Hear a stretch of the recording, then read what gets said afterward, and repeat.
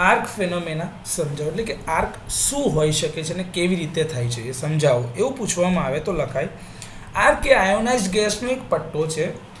જ્યારે બ્રેકર્સના કોન્ટેક્ટ એટલે કે સંપર્કોને એકબીજાથી અલગ કરવામાં આવે છે ત્યારે આયનીકરણની પ્રક્રિયા થાય છે.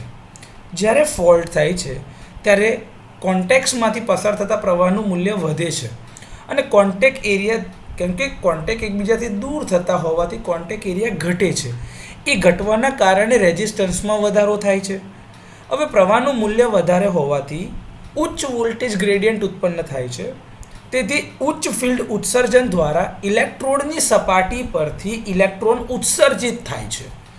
ઉપરાંત કરંટ ઘનતા પણ વધારે છે, કેમ કે કરંટ પર યુનિટ એરિયા ઓછો થાય છે અને કરંટ વધારે છે, એટલે કે કરંટ ઘનતા વધારે હોવાના કારણે ઉચ્ચ તાપમાન ઉત્પન્ન થાય છે અને એના લીધે થર્મલ ઉત્સર્જનના કારણે પણ ઇલેક્ટ્રોન ઉત્સર્જિત થાય છે. ઉત્પાદિત થતા એટલે કે આ આયોનાઇઝેશનના કારણે જે પ્રાથમિક ઇલેક્ટ્રોન જે આસપાસની હવાના અણુઓ સાથેની અથડામણના કારણે બીજા ઇલેક્ટ્રોન ઉત્પન્ન કરે છે, જેને આપણે સેકન્ડરી ઇલેક્ટ્રોન એટલે કે ગૌણ ઇલેક્ટ્રોન કહે છે, અને એ ઉત્પન્ન કરે છે.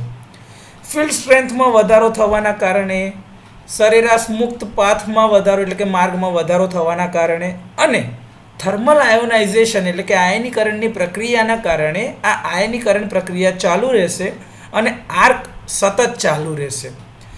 આ બધા જ વસ્તુમાં તમને એટલી જ ખબર પડવી જોઈએ કે આર્ક એટલે પ્યોરલી રેઝિસ્ટિવ પાથ છે, કેમ કે એમાં સંપર્કો છૂટા પડવાના કારણે કોન્ટેક્ટ એરિયા ઓછો થાય છે અને અવરોધમાં વધારો થાય છે.